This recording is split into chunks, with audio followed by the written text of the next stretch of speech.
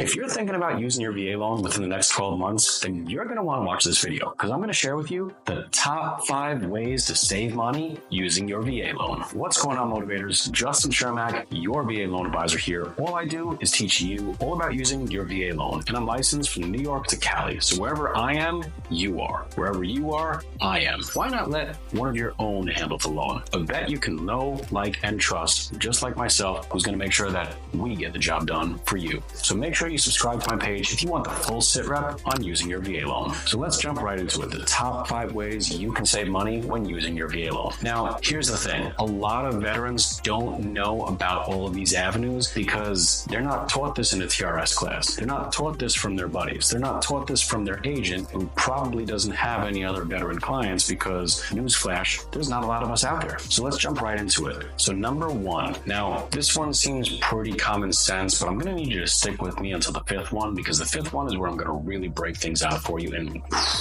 wow your mind. But number 1, first and foremost, we all know that VA loans require no money down, right? But that doesn't mean no money for closing costs. You see, closing costs can really range a tremendous amount depending upon where you're buying. Now, you don't have to put any money down to buy the house. You can get into a $500K home with 0 money down, but you are going to have some closing costs associated with that. But here's a way that you can circumvent all of that. It's called Seller Concessions. Now, Seller Concessions is a way that you're financing your closing costs. So for instance, let's say that you were buying in North Carolina. Your closing costs might be around, I don't know, $10,000 to $14,000 if you were buying a $500K property in North Carolina. Now again, this will vary, but let's just say for argument's sake that it's $10,000. So you're going to buy a $500,000 house, but you still owe them $10,000 at the closing table for closing costs. Well, guess what? If you negotiate a $510,000 purchase price with a $10,000 seller's concession, what you're going to end up with is a mortgage for the amount of $510,000, and that seller is going to get $500,000 to them. Guess what? That other $10,000 is going to be applied to your closing costs, and when you get to the balance of the closing table, you're going to have nothing because it's already going to be covered by the fact that you got that $510K mortgage, which covers 2% of closing costs. Now, this is what's called a seller's concession, and it's a lot easier said than done. You can't just use some cherry boot agent or loan officer to get this done. You can't use a headset jockey. You need someone who's fully experienced and knows the VA loan like the back of their hand, someone like myself who can get out and pitch an offer on your behalf to a listing agent. So this is absolutely crucial. Now, when it comes to loan officers and agents, let's go into number 2, which is negotiating your closing costs. Did you know you could do that?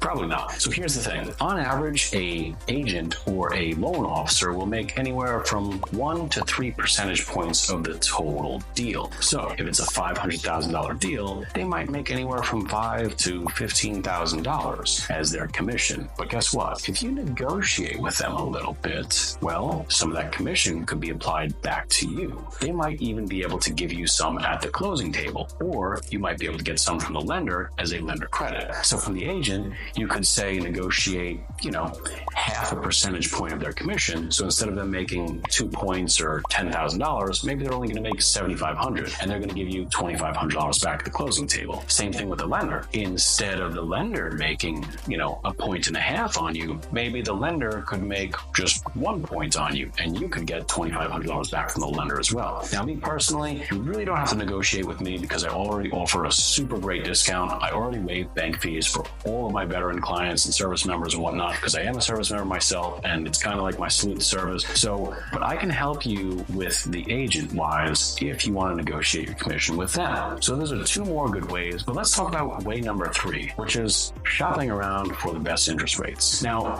if you're using me, I'm licensed in a bunch of states, I can help you out. But if you're using, say, a loan officer that you're already set with and you don't want to use anyone else, that's fine too. If you don't want a second opinion, that's cool. But let's say you're using someone somewhere else. Well, you can always shop around discount for the best interest rate. So a lot of times if you're using Navy Fed or Veterans United, they have something where if you get a better offer from somewhere else, they will meet or beat that offer. They have a guarantee where they will meet that rate lock offer, and maybe you're going to get charged less points or have a lower interest rate. Thereby, your lower monthly payment will be a lot less. So make sure you check that out. And as always, I always offer the best discount for all of my veteran clients. So shameless self-promotion, throwing that in there. You can reach my contact info in the comments below. Now, way number 4 is property tax exemptions. Now, did you know that most service members or veterans will qualify for a property tax exemption? And did you know that if you have a service-connected disability, you'll qualify for an even higher property tax exemption? So that's another great thing to check into. Now, I do have this great schematic I can post up right here, and this is a little breakdown for the whole 50 states of what it looks like for property tax exemptions in your state. If you reach out to me, you DM me, I can send it directly over to your email, and you can have it this way. You can have an idea, but there are some states that do 100% property tax exemption. So think about it like this. If you were buying a house in Texas, for instance, and your property taxes were $8,000 a year, guess how much of that you pay?